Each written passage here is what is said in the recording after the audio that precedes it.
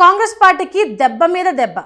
వచ్చే లోక్సభ ఎన్నికల్లో పుంజుకుని సత్తా చాటాలని భావిస్తున్న ఆ పార్టీకి సొంత పార్టీ నేతలు హ్యాండ్ ఇస్తూ ఆ పార్టీ ఫ్యూచర్ను వెక్కిరిస్తున్నారు. మహారాష్ట్రలో వచ్చే ఎన్నికల్లో ప్రస్తుతం ఉన్న బీజేపీ ఏక్నాథ్ షిండే నేతృత్వంలోని శివసేన సర్కార్ను కూలదోసి అధికారంలోకి రావాలని భావిస్తున్న కాంగ్రెస్ పార్టీకి వరుస దెబ్బలు కలకలం రేపుతున్నాయి.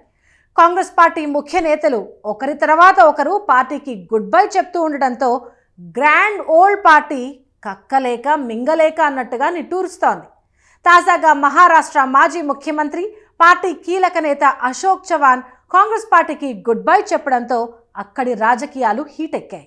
మహారాష్ట్రలో రాజకీయం రసవత్తరంగా మారుతోంది. ఆ పార్టీకి సీనియర్ నేతలు ఒకరి తర్వాత ఒకరు రాజీనామా చేస్తున్నారు. తాజాగా మాజీ సీఎం అశోక్ చవాన్ పార్టీ ప్రాథమిక సభ్యత్వానికి రాజీనామా చేశారు. ప్రస్తుతం మహారాష్ట్ర అసెంబ్లీలో బోకర్ నియోజకవర్గానికి ప్రాతినిధ్యం వహిస్తున్న చవాన్ రాష్ట్ర రాజకీయాల్లో కీలక నేతగా ఉన్నారు. ఇవాళ ఆయన మహారాష్ట్ర స్పీకర్ ను కలిసి రాజీనామా సమర్పించారు. ప్రస్తుతం అందుతున్న సమాచారం ప్రకారం అశోక్ చవాన్ బీజేపీ గూటికి చేరేందుకు రంగం సిద్ధం చేసుకున్నారు. ఈ నెలాఖరున జరగనున్న రాజ్యసభ ఎన్నికల్లో బీజేపీ తరపున పోటీ చేసే అవకాశం ఉంది. ఇప్పటికే మహారాష్ట్రలో సీనియర్ నాయకుడు మిలింద్ దేవరా కాంగ్రెస్ పార్టీకి గుడ్ బై చెప్పి ఏక్నాథ్ షిండే నేతృత్వంలోనే శివసేనలో చేరారు. తాజాగా అశోక్ చవాన్ బీజేపీ గూటికి చేరడం మహారాష్ట్ర రాజకీయాల్లో ప్రకంపనలు సృష్టిస్తోంది. మహారాష్ట్రలో ఉద్ధవ్ థాక్రే సర్కారు కూల్చివేత తర్వాత అక్కడి పరిణామాలు ఒక్కొక్కటిగా మారుతున్నాయి. థాక్రే సర్కారును కూల్చాక అక్కడి ప్రభుత్వాన్ని కాపాడుకునేందుకు బీజేపీ శతదా ప్రయత్నిస్తోంది. అదే సమయంలో వచ్చే ఎన్నికల్లోనూ విజయం సాధించేందుకు గ్రౌండ్ సిద్ధం చేస్తోంది. ఈ నేపథ్యంలో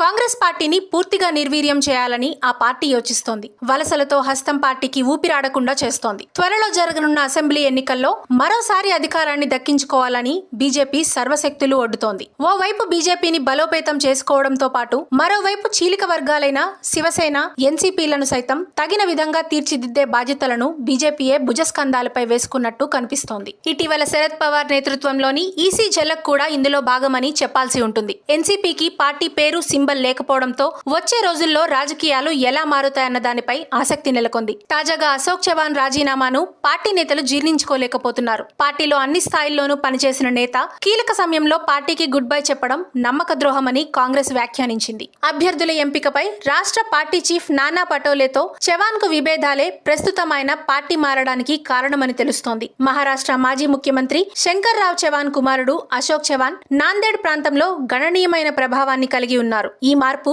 రాబోయే ఎన్నికల్లో కాంగ్రెస్ ను దెబ్బతీస్తోందన్న చర్చ పెద్ద ఎత్తున జరుగుతోంది. అశోక్ చవాన్ ఇప్పటి వరకు రాజకీయంగా సుస్థిర స్థానాన్ని ఏర్పాటు చేసుకున్నారు. విద్యార్థి నాయకుడిగా రాజకీయాలు ప్రారంభించి Maharashtra Congress chief, Congress working committee సభ్యునితో సహా కాంగ్రెస్ లో కీలక పదవులు చేపట్టారు. 2 సార్లు నాందేడ్ నుంచి ఎంపీగా గెలిచారు. రాష్ట్ర శాసనసభ ఉభయ సభల్లో సభ్యుడిగాను పనిచేశారు. రాష్ట్ర మంత్రిగా పనిచేసిన తర్వాత ముంబైలో 2008లో జరిగిన ఉగ్ర దాడుల తర్వాత విలాస్రావ్ దేశ్ముఖ్ పదవి విరమణ చేయడంతో ఆయన ముఖ్యమంత్రిగా నియమితులయ్యారు. 2009 రాష్ట్ర ఎన్నికల తర్వాత కాంగ్రెస్ ఆయనను అత్యున్నత పదవికి ఎంపిక చేసినప్పటికీ ఆదర్శ్ హౌసింగ్ సొసైటీ కుంభకోణానికి సంబంధించిన అవినీతి ఆరోపణల మధ్య చవాన్ పదవికి రాజీనామా చేశారు. చవాన్ రాజీనామా వాషింగ్ మిషన్ లో బట్టలను సాఫ్ చేయడంతో సమానమన్న భావనతో పోల్చారు కాంగ్రెస్ కీలక నేత జయరాం రమేష్. పార్టీ మారే ప్రతిపక్ష నాయకులపై ఈడీ, సిబిఐ కేసుల విచారణను కేంద్రం నిలిపివేస్తోందని కాంగ్రెస్ ఆరోపించింది. ద్రోహులు పార్టీ మారడం వల్ల భవిష్యత్ను చూడలేకపోతారని ఆయన వ్యాఖ్యానించారు. మొత్తంగా కాంగ్రెస్ పార్టీని చావు దెబ్బతీసేందుకు బీజేపీ